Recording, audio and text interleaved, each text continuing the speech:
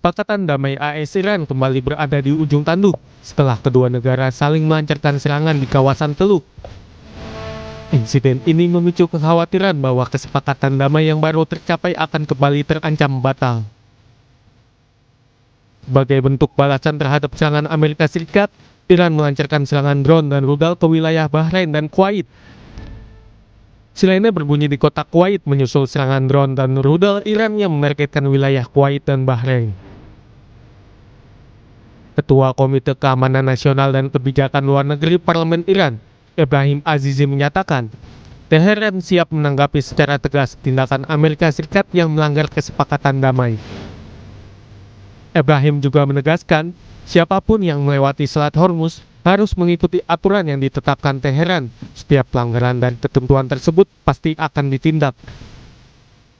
دیشب دیدید در ادامه نقض آتش بس آمریکایی ها جمهوری اسلامی ایران نیروهای مسلح و شجاع ما قاطعانه پاسخ دادند و من بعد نیز همینطور خواهد بود. هر رفتار آمریکایی ها پاسخ پشیمان کننده توسط نیروهای مسلح رو در بر داره. آمریکا باید بداند و کشورهایی که میخوان از مسیر تنگه هرمز عبور کنن باید بدانن باید از مسیر اقتدار عبور کنن، از خطوط ترسیم شده ایران عبور کنن.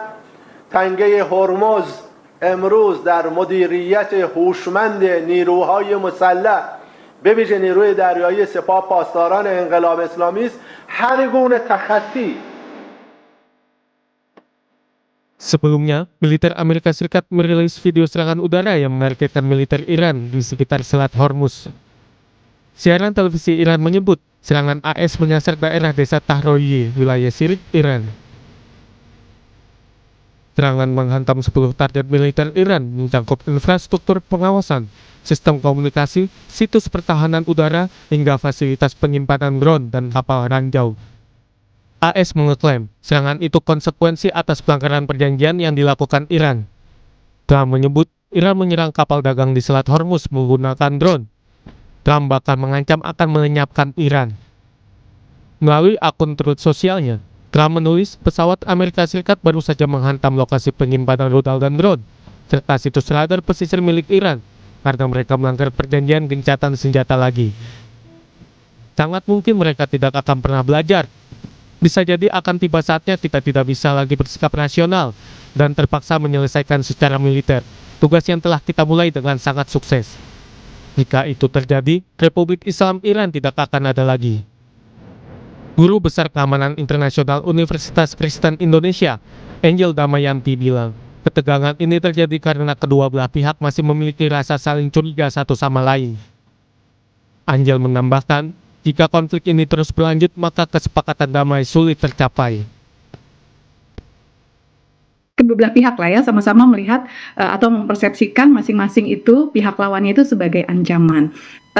Iran melakukan serangan ke pangkalan militer AS di Bahrain dan Kuwait, yaitu bentuk dari respons karena Amerika sebelumnya menyerang beberapa kota di Iran, dan Amerika pun mengklaim dia melakukan itu karena Iran sebelumnya menyerang kapal kargo di Selat Hormuz pada hari Kamis tanggal 26 Juni yang lalu. Artinya ini masih akan terus berlanjut, aksi reaksi terus terjadi, dan ini sebenarnya kan semacam apa ya Mas, kayak upaya hanya untuk membuat kesepakatan damai ini tidak sungguh-sungguh terrealisasi.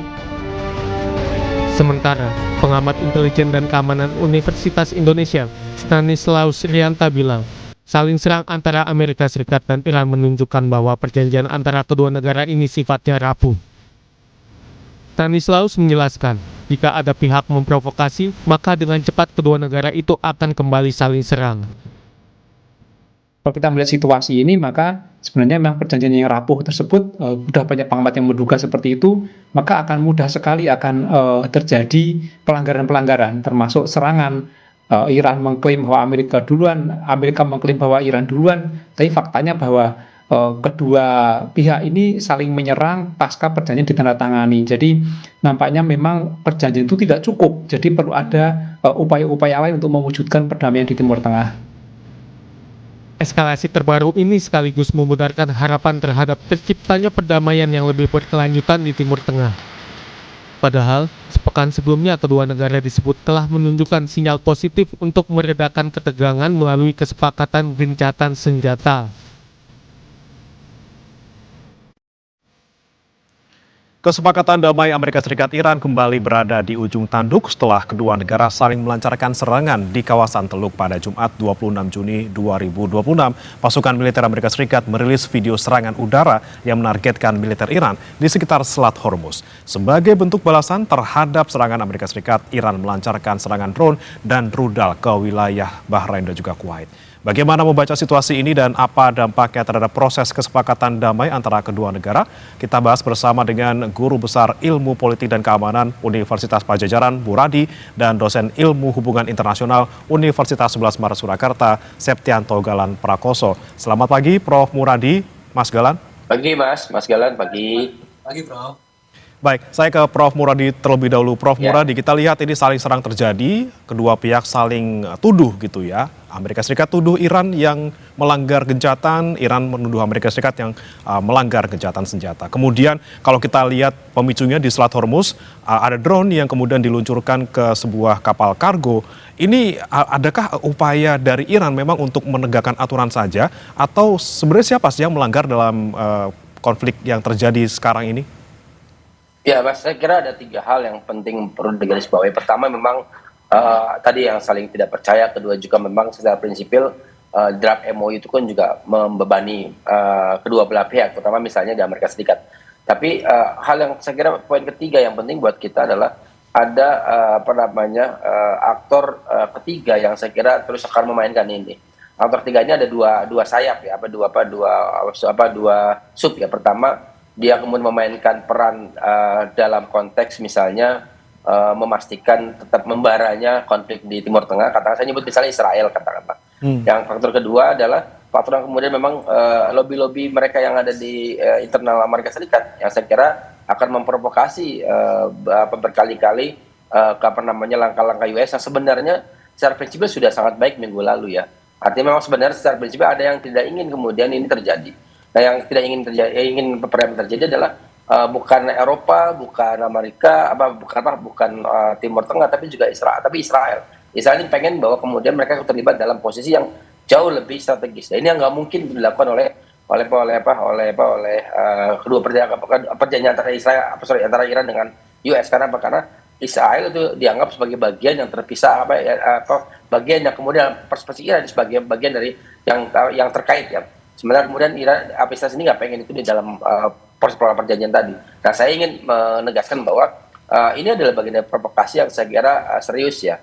Nah, serius begini, kita nggak bisa lagi menganggap bahwa Israel faktor tunggal, tapi Israel adalah bagian penting yang memang akan memainkan betul hitam putih perjanjian ini. Saya kira selama kemudian Amerika Serikat tidak mampu mengendalikan tanda kutip ya Israel, dan mampu kemudian memastikan lobby-lobby mereka di dalam negeri mereka kemudian secara detail, maka saya kira perjanjian ini akan sulit untuk dilakukan. Oke, peran aktor ketiga yang kemudian bisa memboyarkan ini semua. Tapi saya ke Mas Galan terlebih dahulu. Mas Galan, yang soal bagaimana saling serang ini bermula gitu ya di Selat Hormuz. Ada serangan dari Iran yang menyasar sebuah kapal kargo, kemudian dibalas oleh Amerika Serikat. Iran balas lagi ke Bahrain dan juga Kuwait. Ini sebenarnya pemicunya itu apa sih? Apa karena memang ada pengaturan nih oleh IMO dan juga Oman untuk bisa lewat jalur alternatif, sehingga ini kemudian membuat kesepakatan yang awalnya sudah ada nih 14 poin, jadi kayak diabaikan seperti itu. Iya, betul sekali Mas Bremana. Jadi apa yang terjadi sebenarnya adalah perbedaan persepsi dari bagaimana kemudian manajemen perairan Selat Hormuz itu akan terlaksana begitu ya. Jadi sudah 14 poin, tapi Iran masih melihat bahwa rute yang kemudian akan menjadi rute primer itu rute yang di dekat perairan Iran, di antara Pulau Qasem dan Pulau Larak begitu. Nah, beberapa kapal-kapal internasional itu secara tradisional mereka melewati rute yang tengah gitu ya, yang di tengah-tengah lah, tidak di perairan Iran dan tidak di perairan Oman, perairan internasional. Namun demikian, ketika konflik di Selat Hormuz ini kemudian semakin tereskalasi, rute alternatif diciptakan mendekati perairan Oman. Nah, ini kemudian yang Iran melihat ini sebagai salah satu bentuk bentuk bukan pelanggaran, tapi bentuk stabilan atau ketidaksepakatan yang kemudian dilakukan oleh IMO dan mungkin juga pihak Amerika Serikat dalam hal ini pihak Barat. Kenapa? Karena pada akhirnya nanti sebagian besar kapal pasti akan memilih rute yang mendekati Oman dan tentunya tidak membayar tol ke Iran. Dalam hal ini serangan yang kemudian kemarin allegedly ke kapalnya Singapura ya, kalau tidak salah vesselnya itu ada pecahan drone-nya yang mendekati perairan Oman, ini juga menjadi satu hal yang dipandang Iran sebagai bentuk peringatan, sebagai bentuk kontrol dari apa yang kemudian nanti menjadi bagian dari manajemen Selat Hormuz. Nah, dari 3 rute ini, kemudian Iran melihat kalau memang ini merupakan sesuatu yang perlu dilakukan untuk kemudian mengingatkan bahwa sebenarnya belum selesai, kita perlu menyepakati jalur, kita perlu menyepakati mekanisme, tapi kalau sudah banyak kapal vessel yang lewat, begitu baru mendekati 89 kemarin yang melakukan transit, meskipun rata-rata per hari itu 130-an kapal. Nah, Iran melihat ini sebagai sebuah hal yang bisa mengancam kontrol Selat Hormuz nantinya begitu, karena perusahaan pasti akan memilih untuk melewati jalur yang menjauhi Iran dalam hal ini. Kalau ini dibiarkan bisa jadi presiden begitu kan. Nah, yang menjadi masalah adalah bagaimana kemudian reaksi yang saling dilakukan oleh kedua belah pihak, di mana Amerika menyerang Iran, kemudian Iran balas balik menyerang Kuwait dan Bahrain begitu, dan akhirnya tereskalasi lagi. Meskipun hal ini memang menjadi satu resiko atau dampak yang tidak dapat terelakkan, tapi sebenarnya ini bisa dihindari ketika dalam MOU poin-poin ini, poin MOU kesepakatan kemarin itu poin-poin ini sudah ditambahkan. Ternyata setelah dicek ya banyak sekali poin yang masih tidak diadres dalam MOU kemarin. Ada pasal-pasal ambigu yang secara efektif mungkin memberi Iran peran dalam mengelola Selat Hormuz, tapi Amerika Serikat juga bisa membuat rute alternatif ya Oman. Nah, hal ini sebenarnya kemudian menjadi pemicu dari apa yang terjadi akhir-akhir ini begitu. Kesepakatannya kurang detail sehingga bisa diartikan mungkin berbeda dan juga menguntungkan masing-masing pihak seperti itu, sehingga terjadi tadi ketidaksepakatan di lapangan dan memicu serangan ini ya Mas Galan ya. Ya. Oke, kemudian saya ke Prof Muradi lagi. Prof Muradi, Ya. Terkait dengan hal ini gitu ya. Oke, sudah terlanjur saling serang terjadi. Ini kita nggak tahu sampai kapan ini akan kembali saling serang lagi, saling balas-balas lagi. Kalau menurut Anda, Prof Muradi, ini akan berakhir hanya saling balas-membalas atau mungkin bisa ke arah yang lebih besar lagi? Ya, dua hal, Mas. Yang pertama memang ini berkaitan soal keinginan Israel itu tetap berperang ya. Saya kira kenapa saya berkali-kali ngomong Israel, karena dia faktor penentu, faktor tunggal yang saya kira perlu kemudian betul-betul tanda kutip dikendalikan. Katakanlah yang di sini misalnya Amerika Serikat dalam konteks itu. Yang kedua adalah ini menyangkut soal kepentingan global ya. Nah, sejauh kemudian kepentingan dalam negeri masing-masing itu masih sangat kuat, saya kira ini problem baru. Problem baru kenapa? Karena Netanyahu tetap ingin berperang, karena mereka berasumsi dengan perang mereka akan menang di pemilu yang akan datang. Sementara kemudian di dalam negeri US sendiri saya kira juga ini mungkin penggalangan terkait dengan isu ini menjadi sangat krusial.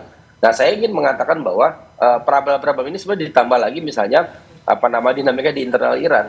Saya meyakini betul bahwa ketidaknyamanan terkait dengan walaupun dalam misalnya draft 14 poin itu menguntungkan Iran ya secara politik ya. Tapi kemudian itu ada faksi-faksi yang tidak terlalu nyaman dengan itu. Nah, ini yang saya kira juga menjadi dinamika yang saya kira perlu lihat secara detail. Kenapa? Karena keberadaan perang ini itu menguntungkan faksi-faksi yang ada di Iran maupun di Amerika Serikat. Walaupun kemudian secara prinsipil juga itu menguntungkan sangat besar, misalnya memastikan bahwa saya kira Netanyahu akan berpikir minimal berperang sampai nanti pemilu yang akan datang. Begitu dia menang, mungkin dia akan memikirkan apakah akan duduk dalam perundingan serius atau tidak. Saya kira itu poinnya. Jadi kalau kemudian misalnya prosesnya belum sampai yang dia bayangkan, maka political advisor dari Netanyahu ingin mengatakan bahwa Israel harus tetap berperang supaya kemudian Netanyahu menang dalam pemilu akan datang. Oke, saya ke Mas Galan kembali. Mas Galan, betulkah memang ini aktor ketiga yang menjadi faktor utama kemudian pecah lagi konfliknya, saling serang lagi, atau memang ya tadi soal detail kesepakatan yang seharusnya lebih dijembrengin lagi, jangan sampai ada kesalahpahaman ataupun saling pihak-pihak ini saling pengen untungnya sendiri seperti itu. Iya, saya kira itu kombinasi keduanya ya Mas Bre. Jadi memang secara detail MOU itu kalau memang tidak bisa menyelesaikan permasalahan dan masih bisa banyak penafsiran, tentu pasti pelaksanaannya atau actionnya kan pasti akan memiliki berbagai macam ini ya tafsir, berbagai macam aksi yang berbeda. Namun juga sepakat dengan apa yang disampaikan Prof. Muradi barusan, bahwa Israel ini bertindak sebagai spoiler begitu. Kalau kita pakai spoiler konsep dalam perundingan perdamaian, dia ini pihak yang memang gak ingin damai.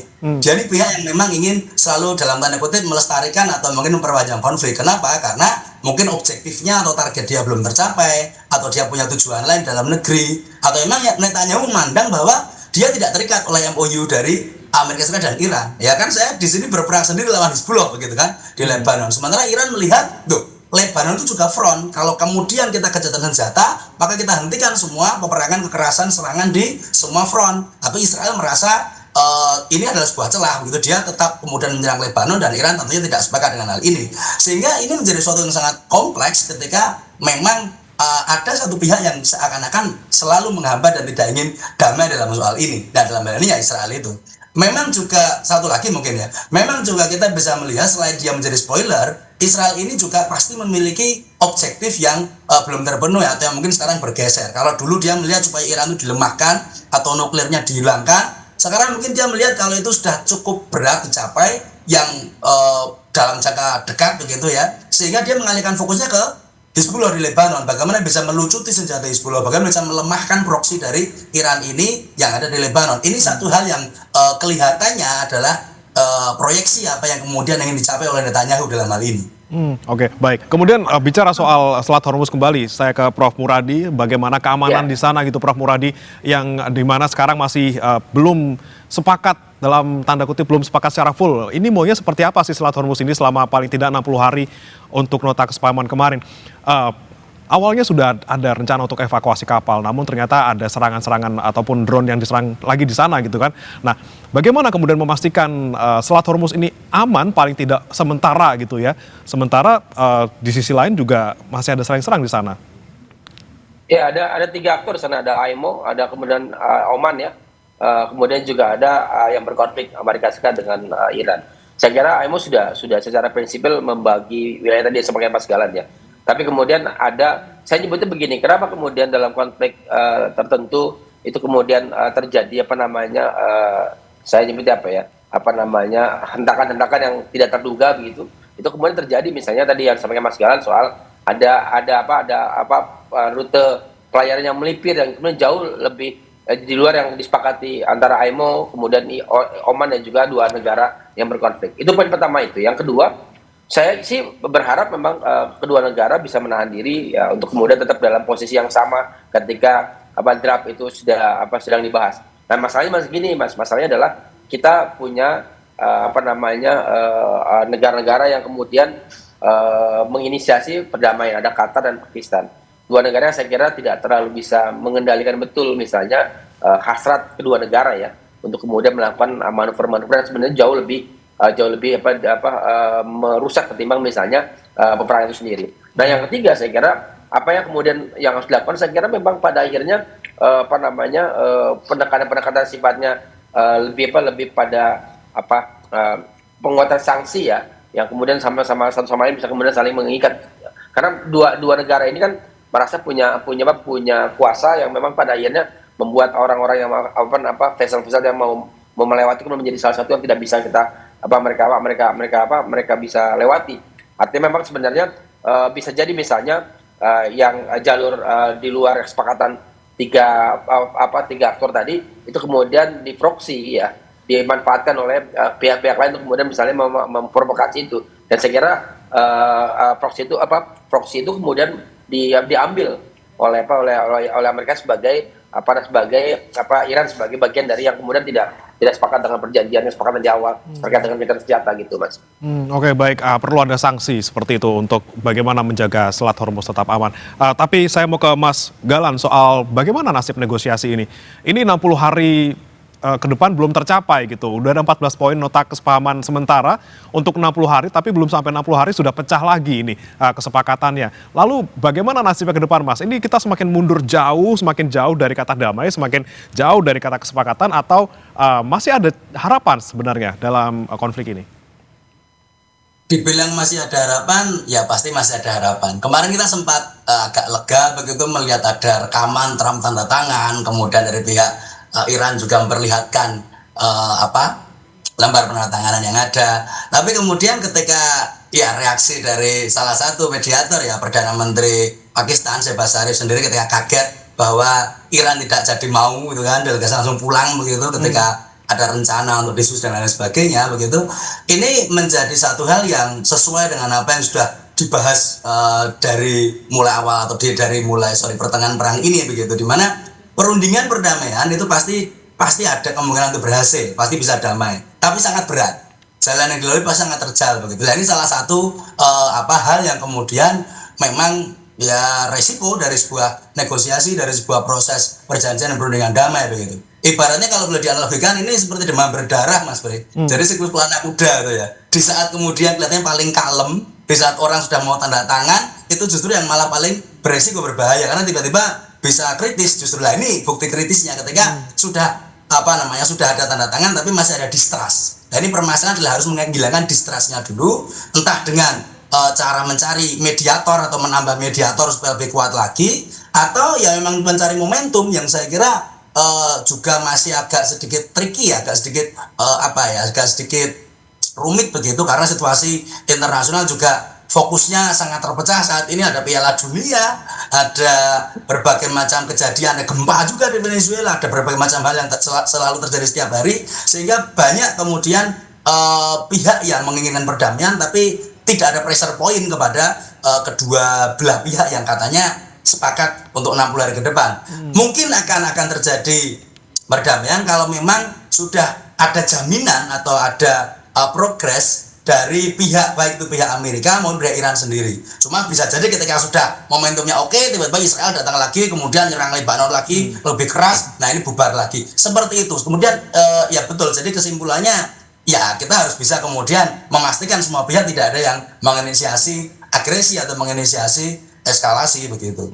Nah ini yang memastikan bagaimana tidak ada pihak yang melakukan eskalasi lagi yang bikin onar lagi itu.